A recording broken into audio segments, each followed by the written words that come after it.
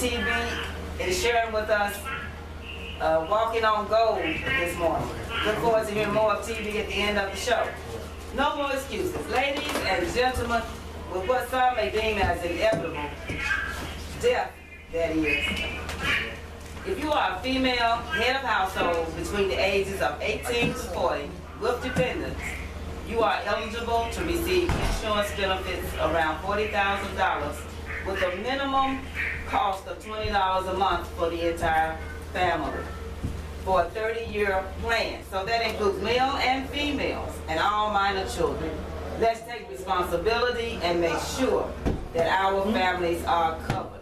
For more information, please call area code 901-239-1555. And our brother that you will be speaking with is a guest on the show today by the name of Brother Omar Baruti. So please share with him today, and if you have any calls or questions concerning life insurance where you will need no physical, please give him a call. Area code 901-239-1555. All right, the moment of truth and the love power show. Immersion. The moment of truth and the Love Power Show broadcast decided to combine shows on today. So look out, world. You have a show of truth meeting love. And when they connect, your end result can be nothing but moments of power. So we thank you for tuning in today and hoping you will join us right here each and every Sunday morning. For some of us, this is the best church going. So please tell others to tune in also by going to www.wmpum1600.com, especially those that are in other cities or abroad. We'd like to also encourage you to listen to our sister or brother station, AM 730, and especially during the 1 o'clock hour with Rhinos Nations on Sundays with Brother Derek Tucker and co-hostess Sister Patricia Lee. With so much going on around us concerning the powers that are, surrounding police killings, to MLGW's continuous implementation of 3 cumulative poisons, those being smart meters, fluoride, and lead, the citizens of Memphis are constantly under attack. So we encourage you to listen as the gurus share with us on today. And we invite you to call if you wish to. We will open the phone lines approximately 11:30 to 12:15 and try to allocate at least 2 minutes if you would like to share. The number to call is area code 901-327-3400. And we suggest in the meantime that you have a pencil and paper available in case you wish to jot something down. We will share some announcements approximately 12:20. And also hopefully a true sense as we stay tuned to hear more from TV. So in the meantime, please open your hearts, minds, and ears to receive today's show that will be moderated by the host of the Love Power Show, our own Dr. Wallace Redd. And thank you. But I do want to say I think we have some callers on the line right now. And not only that, I think the other line is open, 2500. So why don't we just get right into it for the next hour and a half, and let's just have ourselves a good time. And to my right, Brother Omar Baruti. To the right of Brother Omar's Kakayi, consultant, homeopathic. And I must say that Brother Omar brings to us on the table a wealth of experience. To the right of Brother Kakayi is Brother Derek Tucker from Rhino Nation. And in the center, none other than Dr. Isaac Richmond. Coming on around the table, Brother Jeffrey Steele, a young brother with a background in African American studies, and he has a host of information as well. And let's get right to it. Dr. Richmond, I want to go to you first. And I want to ask you about this idea. This is a great idea whose time has come. Can you tell us about how you arrived? I want everyone to know that you introduced this idea. Well, how you arrived at it, and why you had it. Tell us about African Americans having a voice. And I hate to interrupt you, but it's all right. I know you can handle it. Go ahead. That's all right. I have to say, Brother Redd, that this is the idea that grew up out in the hallway when a number of us were talking, Okay. after my broadcast was over. And we were just talking about, you know, that at some point, all of us like-minded brothers and sisters, like-minded mean on the road to our redemption, that we ought to, like, hey, have some point of coming together. And so thinking about the broadcast that was so close together, Yes. Moment of Truth and Love Power, it was suggested that we maybe, I think we even said it at the time, so maybe on one Sunday, you know, we could have all of us who are involved in the broadcast here at WMQM to be on together. All right, and open the lines and share our thoughts and feelings with the large community and reflect the possibility of our being able to come together on something. Can we sit down, as the scriptures say, and reason together? All right, and so this is what we're trying to do. I mean, it's nothing, you know, nothing spectacular, but it is spectacular. We want all the voices. I mean, all of the voices that are trying to be heard in this town and beyond, to be able to come here on the first Sunday. If it's 10, if it's 20, if it's 200, we'll set up an auditorium out there. That's right. And hear all of thy voices, and hopefully that would mean that somehow we are homogenizing and uniting these voices. This is the purpose of it. Now let me say this, I'm going to be through. Let me be through. Go ahead. This occasion is to hear everybody. Yes. Everybody that called and everybody that's around this table. And I'll say it like this, now it's not for me to push the things that I'm doing. If I am going to push them, I want to do them in 2 or 3 minutes or less. Okay. All right? My response to a question will be 2 or 3 minutes. Okay.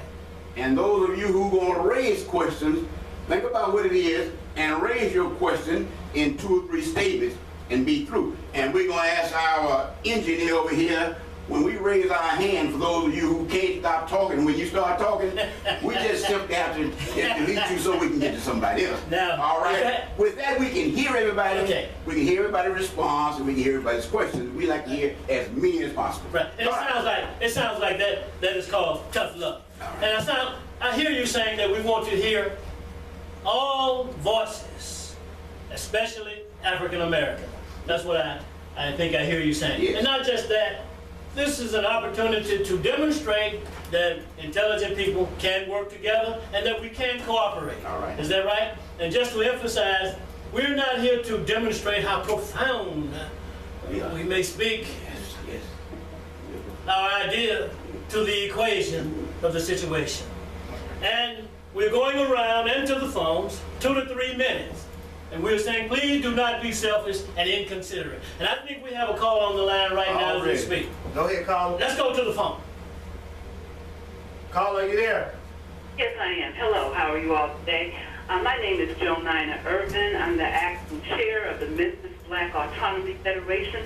And I wanted to call and to criticize protests that have been held here in Memphis over this last week regarding the cases of Michael Smith and Eric Garner in New York. At no point have any of these protests in Memphis talked about the fact 24 have been killed by the Memphis police since February 2012.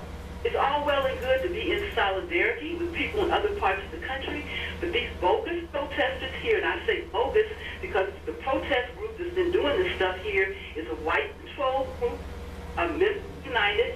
They will not deal with the killings here in Memphis. They want to talk about every place else but Memphis, and that's bogus. It's fake. People need to start talking about all these people that the Memphis police have killed. The highest number of people killed between February 2012 and right now, at this moment, 24 people killed by Memphis police in that time period. No other police department in America has killed that many people in that time period. Yet these bogus protesters here won't raise it. They will not. It's a cover-up, and we have to organize against it.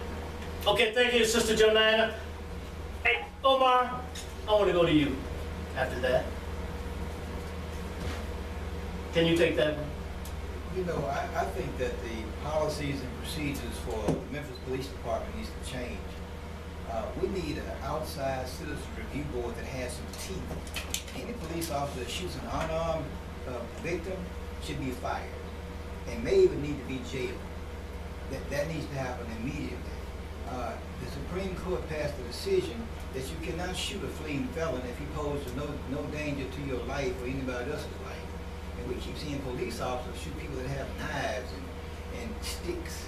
I mean, it's unconscionable that you can just kill a man just because you have the authority to use deadly force against somebody. I'm serious, they should be fired and then jailed. Okay, thank you, Omar. Brother Kakayi, and let me just say, if you don't have to speak to her particular question or comment. You may have brought something else to the table, because this is open conversation. I forgot to mention it beforehand. But so whatever you want to take off on would be fine. Well, I'd like to piggyback on that whole conversation about the police officers and brutality. It's been going on for years. What we find ourselves time and time again doing is getting in dialogue, discussing what the victim has done to perpetuate the killing or the abuse of the officer. You know, right now we're talking about the guy lunged, Mike Brown lunged to the officer, and it gave him reason to kill him. He stole a cigarillo, that's number one. Number two, he got killed for stealing a cigarillo. And if you want to say he didn't know about the cigarillo being stolen, then he got killed for walking across the street. The other brother got killed for selling loose cigarettes. You know, we're talking about how the problem has evolved over the years, because initially in 1955, when Emmett Till whistled at a white woman, it was a reason to kill our black children. So now today, we're dialoguing on why they were provoked to kill our black brothers and sisters, and we have to understand that it's time for us to recognize that what they are doing is wrong. And we need to stand up and take our positions as men and women in our community and represent that there's something wrong, and stop dialoguing over semantics. We don't have rights. We talk about civil rights. We don't have civil rights. Civil rights is rights that you ask somebody to give you. You don't ask people for your rights. You take your rights or you maintain your rights. But you don't ask anybody and give them permission to take. When you ask somebody for rights, what you're doing is getting privileges. Those are privileges. Those are not rights, because at any given time they can take them away. If they add the 13th and 14th Amendment, they can add the 15th Amendment. So we need to wake up, people, and understand that we need to stop dialoguing over stuff that's happening to our people and recognize the truth. Okay, thank you, Paul. Look, I want to say something. You used the word, what it has evolved to. It as in the situation. I want to say something progressive. My daughter, the youngest one, showed me some videos day before yesterday. And on these videos, I like these videos because they're not professional journalists. And they don't care about editing. When they record it just like it is. And I saw all kinds of violations. We were talking about it, Omar, you and I.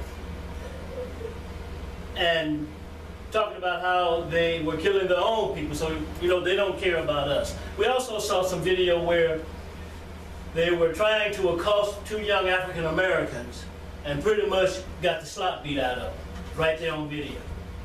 Then we saw some other stuff that looked courageous. It looked like we're not afraid. Then we've seen where 3 police officers have been indicted. We've seen some lose their jobs and get fired. So is this a result of taking action, getting laws passed that will have these guys locked up? Oh, Brother Tucker, you had your hand up. Let me put it from a different perspective. We didn't actually just sometime down the line when we were going through slavery, I want to actually address this to the caller. We didn't actually just have white folks just get up one day and say, you know what, slavery is a bad thing, we just gonna stop doing it. And all of a sudden, nobody lost their life over it. In order for us to actually stop the so-called slavery at the time, it was a thing of power against power. okay? There was many people that lost their lives over there, not just black, but whites as well. And until we stop white people, and to make sure I got this right, stop white people from killing our black brothers, they're not gonna wake up one day and say, you know what, this has been a bad thing. I just feel bad about killing these black people. I'm just gonna stop doing it. Matter of fact, I'm gonna call my other white brothers in the law enforcement, and we just gonna stop. We're gonna just come together, have a coalition like we're doing today as white people, and decide we're gonna be against killing black people. It is not gonna happen. The only way we're gonna do it, we need to stop protesting. I don't have a problem with meeting, because sometimes meeting you have to get together and meet to have a dialogue in order to have a well put together plan to get things done. But until we start showing a threat to white policemen and to the white community, to the white businesses, that we are not going to tolerate it anymore by a show of force, by a show of stop actually funding. And I told a lady the other day at our event we was there, I said, you know how you're going to get white people as a whole to stop killing black people? You have to do about stop funding their cause. She said, well, why you say that? Every time you go to Walmart, Sears, Foley's, Kroger's, you go to these white corporations, you fund everything that they're involved in. If you come to my store and you buy some of our product or services, you fund what I have a call for. Because what I'm gonna do is I'm gonna spend my money on what? What I like to protect and what I am out there protesting. Okay. Same thing that the white people do. So every time you go to their store and spend $1 trillion, you're funding their cause to kill black people. And until then, they're never gonna stop doing it about volunteering. So they just wake up one day and say, I got a good heart, I will stop killing black people. Okay, in addition to what Brother Kakai said about a plan of action, I also hear you talking about a strategy and an approach to carry out those two events. I think we have a caller on the line. Go ahead, caller. I'm sorry, Isaac, go ahead. Yeah, we got a caller. Go ahead, caller. Hey, good morning. Good morning. Good morning. First of all, I'd like to thank Sister Janina for her input. Primarily, I must say I'm very pleased with this unity that you guys are presenting today. And I think that Mississippians at this point have to ask themselves a few questions. You know, are you satisfied with the way I present this? I mean, and do you know who's responsible for these conditions? On the government, but on the city, county, and state levels, is dysfunctioning for most of the citizens of Memphis. You know, you got a bad, negative national image. You have a non-community, a police force, which is one among the worst in the nation. It's first in every negative category, but I don't want to dwell on that, because I know Memphis does not want to continue down this dark trail. You know, being led by people with agendas that have nothing to do with why they were elected. Today I want to submit a solution, because I know a lot of people are seeking and praying for this to change. Every elected official in Memphis can be recalled from his or her public service. I want everybody to go to their collective conscience, you know, and understand what I just said to you. Okay. A beginning has to start to change this. As long as you have the same elected officials downtown, Lowry, Collins, Ford, who are making these decisions, to squander our tax money, it just recently gave $77 million to a private firm that's going to develop a block and a half in Whitehaven. Okay. What's the question? Thank Tim? you. Okay. The question is, let's a recall with petitions together. Recall these people. You don't have to deal with this. It's better to have an empty chair than have people downtown that have Thank you, Theo. separate agendas. Thank you, Theo. I'm calling for it.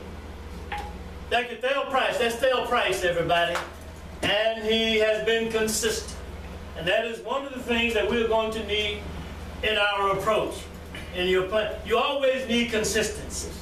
And I must say that Theo Price has been consistent on this issue of recall. City council, politicians, this circuit. So, Jeffrey, you haven't said anything as of yet, but